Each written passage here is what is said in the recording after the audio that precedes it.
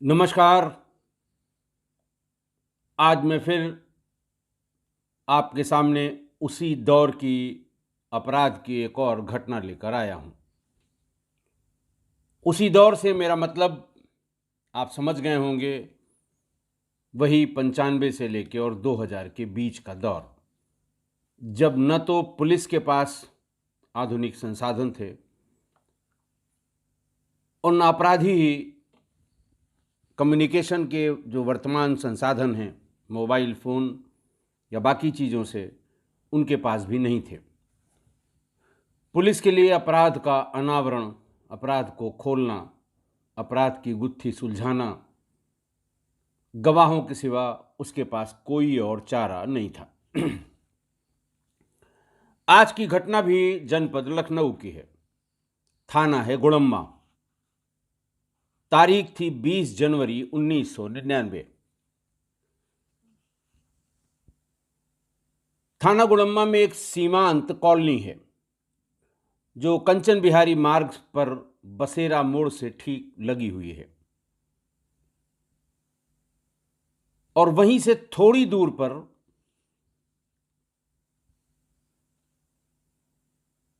रहने वाले श्री चंद्रशेखर, जो कृषि विभाग में कर्मचारी थे, वो और उनके एक बड़े साढ़ू जो फौज में थे, ये दोनों थाना गुड़म्मा पहुंचे और उन्होंने बताया कि हमारे सगे साढ़ू, यानी जो सूचना लेकर गए थे चंद्रशेखर जी, उन्होंने बताया कि हमारे सगे साढ़ू आनंद वल्लभ पंत, जो दूर संचार में कर्मचारी हैं, उनके घर हम लोग 3 दिन से लगातार जा रहे हैं, लेकिन घर के बाहर ताला लटका हुआ है। सभी संभावित जगहों पर हम लोगों ने देख लिया। शनिवार इतवार होने के कारण लगा कि शायद कहीं घूमने गए होंगे, लेकिन वो कहीं रिश्तेदारी में, कहीं उनका पता नहीं लग रहा है। उन्होंने ये भी बताया कि आज मैंने खिड़की के एक झरोखे से झांकने की बहुत कोशिश की, तो मुझे ऐसा लगा कि उनका एक बेटा रजाई ओढ़कर अपने बिस्तर पर सो रहा है, ऐसा मुझे लगा। मैंने दरवाजे को बहुत भड़बड़ाने की कोशिश की, खुलवाने की कोशिश की, काफ़ी आवाज़ लगाई, लेकिन भीतर से कोई रिस्पॉन्स नहीं आया। थानाध्यक्ष ने पूछा कि आप 4 दिन से लगातार क्यों जा रहे हैं? चंद्रशेखर ने बताया कि मेरी पत्नी, जिनका नाम गुड्डी है, वो स्कूल में पढ़ाती हैं, टीचर हैं, और मैं कृषि विभाग में कर्मचारी हूँ। हम दोनों लोग सुबह सुबह निकल जाते हैं और दोपहर में जब दूध वाला दूध देने आता है, बच्चे भी हमारे स्कूल चले जाते हैं, घर में ताला बंद होता है, तो गुड्डी की बहन या उसके बहनोई, गुड्डी की बहन चूंकि कुछ काम नहीं करती थी, घरेलू महिला थी, तो वो घर पे रहती थी, तो हम लोगों का दूध उनके यहाँ दे दिया जाता था, दूध वाला दे आता था। शाम को या हम पति पत्नी में से कोई अपना दूध लेने जाते थे, या फिर वो लोग स्वयं हमारा दूध मेरे घर पहुंचा दिया करते थे। वॉकिंग डिस्टेंस पर दोनों का घर था। थानाध्यक्ष ने आगे पूछा, फिर क्या हुआ? उन्होंने कहा, हम शुक्रवार को गए, ताला बंद था, हम चले आए। शनिवार को फिर गए, मुझे ध्यान नहीं था कि शनिवार इतवार 2 दिन हो सकता है ये कहीं चले गए हों। तो वहां उनका जो पालतू कुत्ता था वो जंजीर में बंधा हुआ था, और ऐसा लग रहा था कि कई दिनों से भूखा प्यासा वो एकदम सुस्त पड़ा हुआ था। मैंने उसको खोला, 2 पैकेट ब्रेड और दूध बाजार से ले आया और उसको खिलाया। वो सारा खाना खा गया, जिससे मुझे अंदाज लगा कि ये कम से कम 3-4 दिन से भूखा है। फिर उसको वहीं छोड़कर हम वापस आ गए। बात मुझे खटक रही थी। मैंने अपने बड़े साढ़ू जो फौज में थे उनको बताया कि घर का कुत्ता भूखा है, इसका मतलब वो 2-3 दिन से नहीं है। कहाँ जा सकते हैं? उस दिन मैंने आसपास के लोगों से भी पता किया कि ये कहीं गए हुए हैं, घूमने गए हुए हैं, किसी की तबीयत खराब है, लेकिन ऐसा कुछ होता तो वो बताते ज़रूर। पड़ोसियों ने बताया कि 14 जनवरी यानी खिचड़ी के दिन अंतिम बार इन लोगों को देखा गया था। मकर संक्रांति की एक पूजा होती है। ये लोग शायद पहाड़ के रहने वाले हैं। उस पूजा में इन लोगों को देखा गया था। उसके बाद से 14 जनवरी के बाद से इनके बच्चों, पत्नी या आनंद वल्लभ पंत को किसी ने नहीं देखा। ये बात थोड़ा अटपटी सी लग रही थी। आज फिर मैंने तमाम कोशिश की किसी झरोखे से पता लग जाए। खिड़कियों में ट्रांसपेरेंट शीशे लगे थे, उससे देखने की कोशिश की, लेकिन एक जगह एक खिड़की के झरोखे से मुझे ये एहसास हुआ कि शायद इनका बेटा या बेटी रजाई ओढ़कर सो रहा है। उसके बाद बहुत कोशिश की गई, भड़बड़ाया गया, चिल्लाया गया, लोग भी आ गए, लेकिन भीतर से कोई जवाब नहीं आया। इसलिए हम आपके पास आए हैं। पुलिस मौके पर पहुंच गई। बाहर से उसने ताला तोड़ दिया। ताला तोड़ने के बाद सभी पुलिस वालों के पैरों तले जमीन खिसक गई।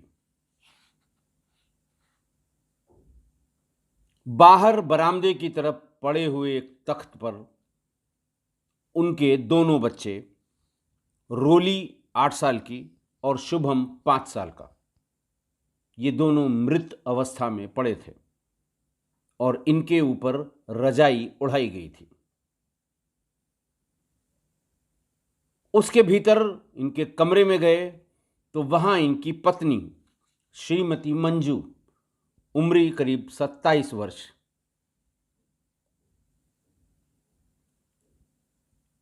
इनके भी शरीर पर रजाई उड़ाई हुई थी, लेकिन इनकी भी मृत्यु हो गई थी। इनके गले में एक स्कार्फ फंसा हुआ था।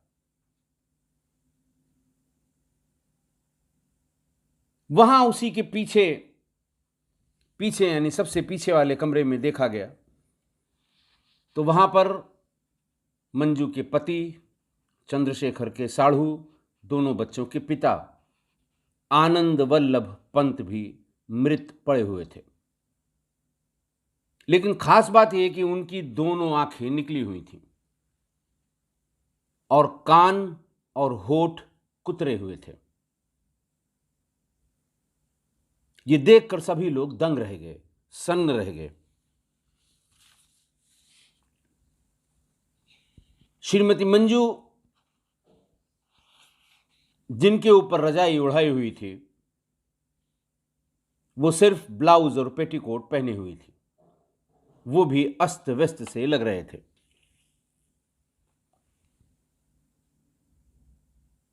चार लोगों की हत्या, पति पत्नी और 2 छोटे बच्चों की, फिर वही गंभीर अपराध की, बहुत गंभीर अपराध की श्रेणी में आता है। अचानक सनसनी हो गई।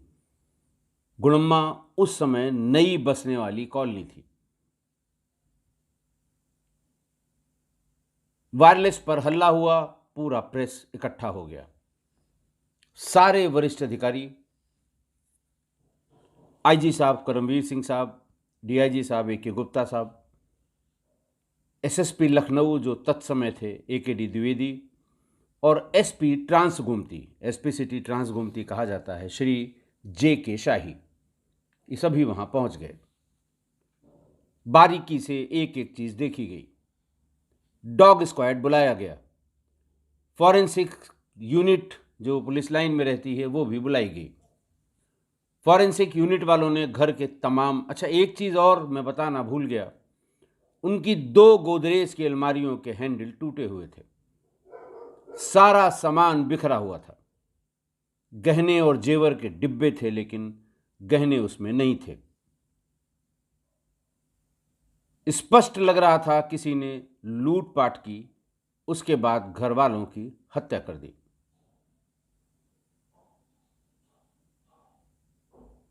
बात समझ में इसलिए भी नहीं आ रही थी कि बाहर लगे हुए ताले की चाबी भीतर किचन में थी। किचन में कड़ाही स्टोव पर चढ़ी हुई थी। पास में गूंथा हुआ आटा बिल्कुल तैयार, जैसे खाना बनने से पहले गूंथ के लोग रख देते हैं, वो रखा हुआ था। बाहर वाले कमरे के पास रखी एक छोटी सी स्टूल में 2 ग्लासेस जिनमें शराब पड़ी हुई थी, बची हुई थी, थोड़ी बहुत जो रहती है, वो भी वहां पर पड़ा हुआ था।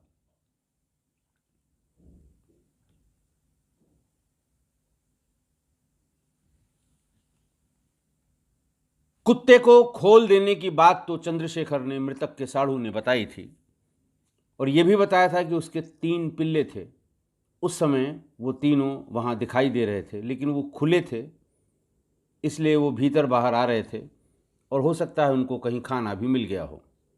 लेकिन मौके पर देखने पर एक पिल्ला उनके हाथे के भीतर मरा हुआ पाया गया।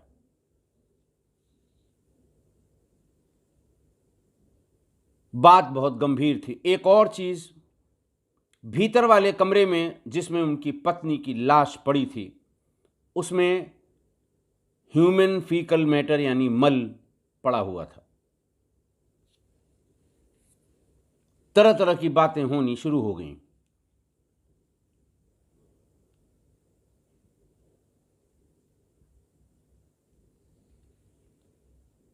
पुलिस ने अपनी तरफ से जो बयान देना शुरू किया कि तुमको बता रहा हूं, हमको कोर्ट मत करना। क्राइम रिपोर्टर पूछते थे, भाई साहब क्या लगता है? उन्होंने कहा, भाई अभी तो इन्वेस्टिगेशन चल रही है। नहीं भाई साहब, लिखने के लिए कुछ तो बता दीजिए। उन्होंने कहा, अच्छा ठीक है, मुझे कोर्ट मत करना, मैं बता रहा हूं, ये आत्महत्या है। मृतक आनंद वल्लभ पंत, ये पहले अपने साढ़ू चंद्रशेखर के मकान में ही किराए पर रहता था, यानी दोनों एक ही मकान में किराए पर रहते थे। बाद में आनंद वल्लभ पंत ने अपने विभाग से लोन लेकर ये मकान बनवा लिया और इसमें रहने लगे। मकान के बनवाते समय उन पर बहुत भारी कर्ज हो गया। इससे आजीज आकर उसने अपने दोनों बच्चों की हत्या की, पत्नी की हत्या की, और बाद में जहर खाकर मर गया। अखबारों में छपा भी यही।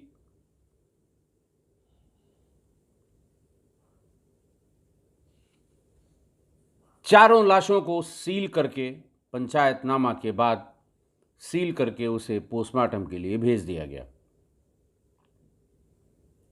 रात हो गई थी, इसलिए पोस्टमार्टम अगले दिन हुआ, और अगले दिन शाम तक पोस्टमार्टम रिपोर्ट भी आ गई। पोस्टमार्टम रिपोर्ट में चारों की मृत्यु गला दबाने से लिखी गई। पोस्टमार्टम रिपोर्ट में cause of death due to asphyxia as a result of throttling. Scarf उनकी पत्नी के गले में बंधा हुआ था, लेकिन वो स्ट्रेंगुलेशन नहीं आया, थ्रॉटलिंग ही आई।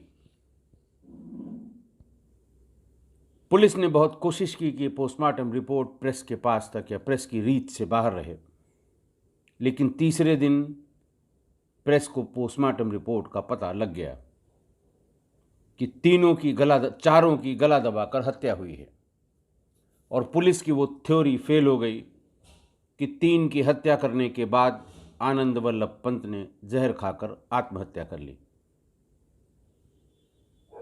अखबारों में निकला, चिल्लपों हुआ, 4 लोगों की हत्या की FIR, धारा 302 बनाम अज्ञात अभियुक्तगण लिखी गई।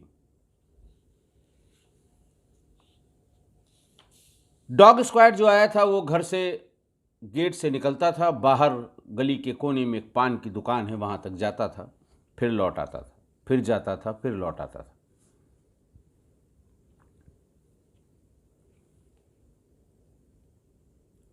मल के संबंध में बार बार अखबारों ने लिखा कि साहब मल कमरे के भीतर कर देना।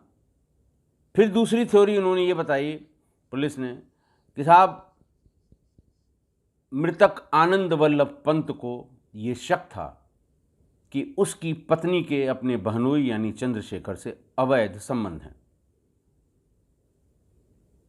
अगर ऐसा था तो बच्चों की हत्या करने का कोई कारण नहीं था, पत्नी की हत्या कर देता।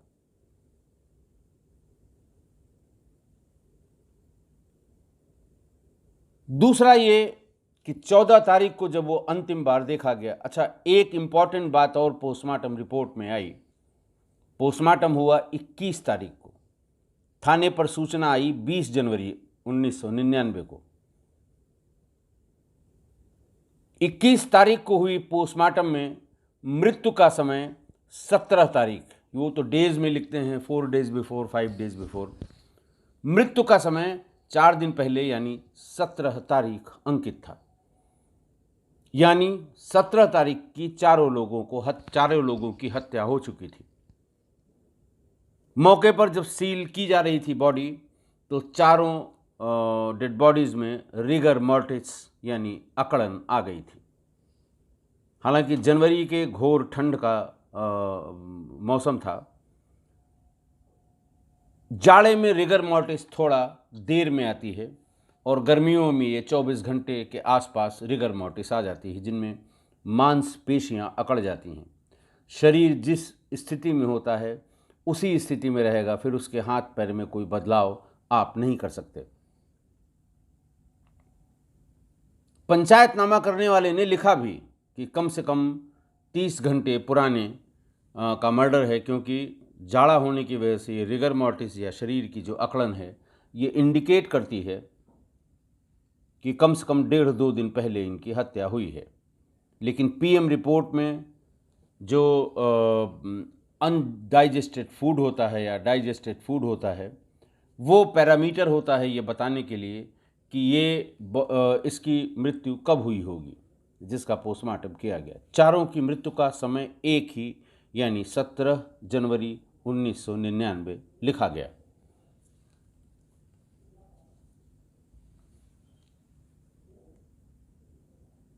पुलिस अपनी जान छुड़ाने के लिए बार बार यही थ्योरी बताती रही, कर्ज वाली और फलाने वाली, फिर ऐसा हुआ होगा, और लेकिन ये नहीं बता पाई कि चलिए आनंद वल्लभ पंत ने अपने बच्चों और पत्नी को मार दिया, तो उनको किसने मार दिया, किसने उसका गला दबा दिया। और दूसरा, अगर ये आत्महत्या है और जिसको कहते हैं कि पूरे प्लान करके ये आत्महत्या की गई है, तो कम से कम सुसाइड नोट, पढ़ा लिखा आदमी था, सुसाइड नोट तो छोड़ ही जाता। लेकिन ऐसा नहीं हुआ।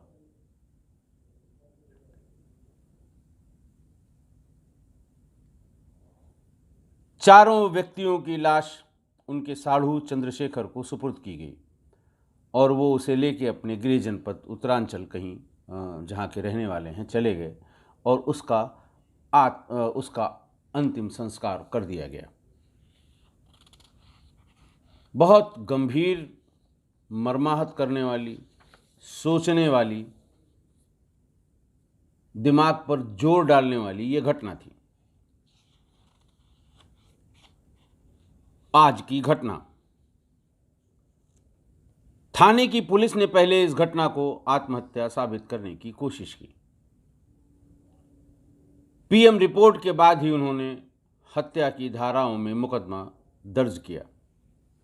पर पुलिस कभी पति पत्नी के संबंधों की बात कहने लगी। ये सब अखबारों में निकला है, न्यूज़पेपर्स में, जो मैं आपको बता रहा हूं। मैं उस जमाने में एसटीएफ में था। 4 लोगों की हत्या, मैंने आपको पहले भी बताया, सिपाही के 3 बच्चियों की हत्या में भी हम लोग गए थे। और इस प्रकरण में भी, चूंकि ये अचानक सनसनी फैल जाती है, लोगों के भीतर असुरक्षा की भावना आ जाती है, शायद इसीलिए पुलिस बार बार इसे इंटरनल मैटर कह के बता रही थी, क्योंकि वहाँ इतिहास बावरिया गैंग का बहुत खराब था, उस इलाके में भी और लखनऊ में भी। कभी पुलिस ये कहती है कि अपने बहनोई से इसके अवैध संबंध थे, कभी इधर की बातें, कभी उधर की बातें। और साहब बहनोई ने किया होगा, वही आगे पीछे ऊपर नीचे के रास्ते जानता था। बाहर से ताला बंद करके कूद करके भीतर चाबी रख दी होगी। लेकिन मल किसने किया, इसका कोई जवाब नहीं था। पिल्ला भीतर कैसे मर गया, इसका भी कोई जवाब नहीं था। लूटपाट की बात जो सामने आई, जो लोगों ने देखी, उसके लिए तो ये कह दिया कि इस चालाक आदमी ने इसको डकैती का स्वरूप देने के लिए सामान सब बाहर गिरा दिया और उसमें जो काम का सामान था वो ले गया।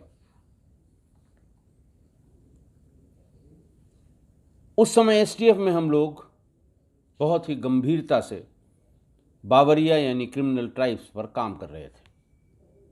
हम लोगों की टीम, जब मैं स्वयं और मेरी टीम ने घटनास्थल को विजिट किया, तो तत्कालीन एसएसपी श्री AKD द्विवेदी साहब को अपना मंतव्य भी दिया कि सर कई कारण हैं जिससे ये बावरिया गिरोह का कारनामा, बावरिया गिरोह का अपराध लगता है। जैसे बावरिया गिरोह के लोग हर हाल में जब घर के सभी लोगों को मार देते हैं, मैंने रानू टंडन वाले केस में आपको बताया था, अपट्रॉन के डिप्टी जनरल मैनेजर के पूरे परिवार की हत्या के बारे में जो एपिसोड किया था उसमें भी बताया था। घर के भीतर मल करते हैं, शराब अगर है घर में भीतर मौजूद तो पीते हैं, फ्रिज में से जो भी खाना वेज नॉन वेज जो भी रखा है वो निकाल कर बैठ कर सब लोग थोड़ा थोड़ा खाते हैं। जाते समय बाहर से दरवाज़ा बंद करते हैं, सिर्फ गहने और पैसे यही ले जाते हैं, आइडेंटिफिएबल कोई भी आइटम नहीं ले जाते। जो नंबर्ड आइटम जिसे कहते हैं, जिसमें नंबर पड़ा हो, FIR में जिसका जिक्र हो, फिर जिसके पास से बरामद होता है, अदालत उसको मान के चलती है कि ये बिल्कुल सही बरामदगी हुई है। पुलिस इतना कतरा इसलिए रही थी कि उस समय क्रिमिनल ट्राइब्स के द्वारा यानी बावरिया गैंग्स के द्वारा की जाने वाली घटनाओं को खोलना, उनका अनावरण करना, उनको सॉल्व करना, ये सबसे कठिन काम था। इनको इसीलिए घुमंतू प्रजातियां कहते हैं, क्रिमिनल ट्राइब्स को। ये कभी राजस्थान की तरफ से, कभी ग्वालियर की तरफ से, कभी मथुरा के राजस्थान बॉर्डर की तरफ से, कभी पश्चिमी उत्तर प्रदेश में जहाँ इनके बड़े ठिकाने हैं वहाँ से चल के आते हैं, अपराध करते हैं और फिर घटनास्थल से 200-300 किलोमीटर दूर आगे निकल जाते हैं। नाकों चने चबाने पड़ते हैं पुलिस को इस घटना का अनावरण करने में।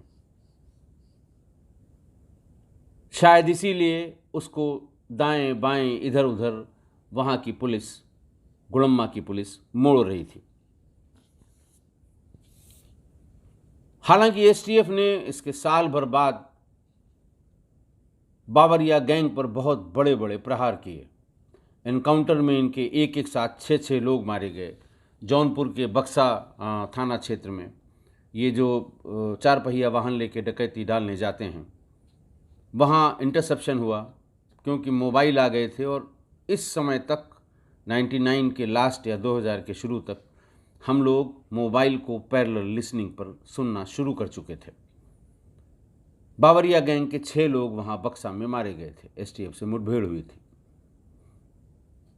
फिर दूसरा जिक्र मैंने एक किसी एपिसोड में किया है, नंबर मुझे ध्यान नहीं है, जिसमें आंध्रा और तमिलनाडु में इन लोगों ने हाहाकार मचा दिया था। गाड़ियां लेके जाते थे और तमिलनाडु में एक सिटिंग एमएलए के घर में घुस गए, पूरे परिवार को मार दिया, जिसमें वो सिटिंग एमएलए भी शामिल थे। वहाँ के उस समय के आईजी क्राइम श्री जहांगीर, उनको इसके पीछे लगाया गया। वो लखनऊ आए, चूँकि हम लोग उस समय बावरिया पे खूब काम कर चुके थे। मैं वेस्टर्न यूपी में बावरिया गैंग्स को देखता था। वो मेरे साथ करीब 20 दिन तक कैंप किए, मेरठ और दिल्ली। और तब उस समय का जो शातिर अपराधी था भूरा, वो और उसके 2 साथी हम लोगों ने एनकाउंटर में मारे। और ये वो गैंग था जिसने तमिलनाडु में उस सिटिंग विधायक की हत्या की थी। इसी पर बाद में जहांगीर साहब ने एक फिल्म बना दी, थीरान। तमिल में भी बनी, तेलुगु में भी बनी, इंग्लिश में भी बनी, हिंदी में भी डब की गई उसी एनकाउंटर में। इस एनकाउंटर में मैं उस समय एडिशनल एसपी था, मेरे जूनियर उस समय सीओ थे जो आजकल एसपी भदोही हैं, और एक पूरी टीम शामिल थी। ट्रैक करते करते हम लोगों ने मेरठ में परतापुर क्षेत्र में इनसे मुठभेड़ हुई थी और पूरे गैंग को वहीं मारा गया था। आपको इससे डरने की बहुत ज़रूरत नहीं है। बावरिया गैंग के इस तरह की अपराध अब उतनी बड़ी संख्या में नहीं होते, छिटपुट कहीं होते हैं। कारण उसका यह है कि कम्युनिकेशन इतना अच्छा हो गया है कि हर घर में 2 या 3 मोबाइल हैं। कंट्रोल रूम के नंबर सबके पास हैं, किसी किसी के पास थाने के नंबर भी फीड हैं। गैंग जब भी घुसेगा तो मकान के अंतिम छोर तक पहुंचने से पहले कोई न कोई डायल करके पुलिस को सूचना दे देता है। इसीलिए जो इस तरह के अपराध थे जिनमें घंटे, 2 घंटे, 3 घंटे भीतर घुसकर डकैती करना, बावरिया गिरोह की तरह सबको मार के लूट ले जाना, ये अपराध ये बहुत कम हो गए, 20% रह गए। अब हिट एंड रन क्राइम बड़ी संख्या में होते हैं, ऐसा क्राइम जिसके कमिट करने में 3 से 5 मिनट या 8 मिनट ही लगता है, क्योंकि डायल 100 या जो 112 की गाड़ियां हैं, इनका रिस्पांस टाइम किसी भी सिटी में 7 से 8 मिनट है। चेन छीनी, भाग गए, बैग छीना, भाग गए, महिला की पर्स छीनी, भाग गए, कैशियर का पर्स लूटा, भाग गए, विरोध किया, गोली मार दी। लेकिन समय पूरा क्राइम कमिट करने में उतना ही लगा, 5 से 6 मिनट। आप ध्यान देंगे अगर, तो इस समय ज़्यादा टाइम लेने वाले अपराध नहीं होते, इसलिए आपको परेशान होने की ज़रूरत नहीं है। लेकिन सावधान जरूर रहिए। सावधानी हटी, दुर्घटना घटी। अगर आपके पास मोबाइल फ़ोन है, परिवार में सब लोगों के पास मोबाइल फ़ोन है, तो 112 को फीड करके उसे ऐसे किसी नाम से जो आपको तुरंत मिल जाए या पहले नंबर पे मिल जाए। उसके लिए जिन लोगों ने जो लोग ऐसे इन्फेक्टेड एरियाज़ में रहते थे, उन्होंने उसका तरीका निकाला है कि कंट्रोल रूम को ए को 4 बार या 5 बार करके फीड कर लेते हैं। जैसे ही आप कॉन्टैक्ट को टच करेंगे, पहला नंबर वही आएगा। आपको ढूंढना नहीं पड़े कि आप सी तक जाएं, फिर CONTROL पूरा लिखें तब कंट्रोल रूम आए, या 112 आपको ढूंढना पड़े। 888 4 टाइम ऐसा कर दीजिए, तो जब वो आप क्लिक करेंगे कॉन्टैक्ट्स को, तो ए वाले जैसे नाम सबसे पहले आ जाते हैं, तो ये सबसे ऊपर आएगा। सबके फ़ोन में ये, जहां आपको थोड़ी सी भी शंका हो, आवाज़ हो रही हो, बगल के कमरे से किसी की आवाज़ आ रही हो, आपका थर्ड सेंस ये कहता हो कि यहाँ पर कोई बाहरी आ गया है, आप फ़ोन मिला दीजिए, तुरंत रिस्पांस मिलेगा। अगर आप सपोज़ करिए कुछ बोल नहीं पा रहे हैं डर के मारे, तो आपकी लोकेशन से, मोबाइल की लोकेशन से कंट्रोल रूम आपको लोकेट करेगा और 5, 7, 10 मिनट के भीतर ही आपके यहाँ कोई न कोई मोबाइल पहुँच जाएगी। और एक बार बाहर हूटर बजा, सायरन बजा या पुलिस वाले की आवाज़ आई, उसके बाद फिर इनमें इतनी कुवत नहीं होती कि उसके बाद भी रुके रहें और घटना करके वापस जाएं। इसलिए सावधानी बहुत ज़रूरी है। कितनी भी कम हो गई हों ये घटनाएं, लेकिन आपको सावधान रहने की ज़रूरत है। मैं फिर रिपीट कर रहा हूँ, सावधानी हटी, दुर्घटना घटी।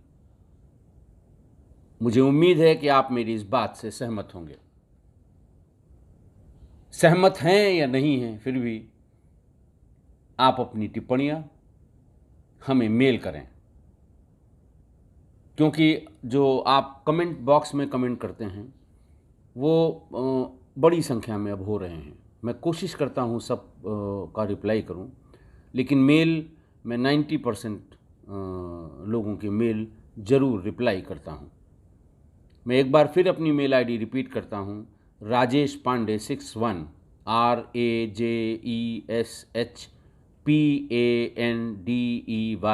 61 all small, no underscore, no gap @gmail.com।